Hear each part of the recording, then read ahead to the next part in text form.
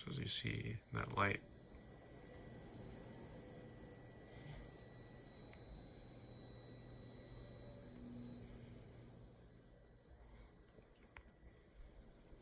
try to get closer for the sound.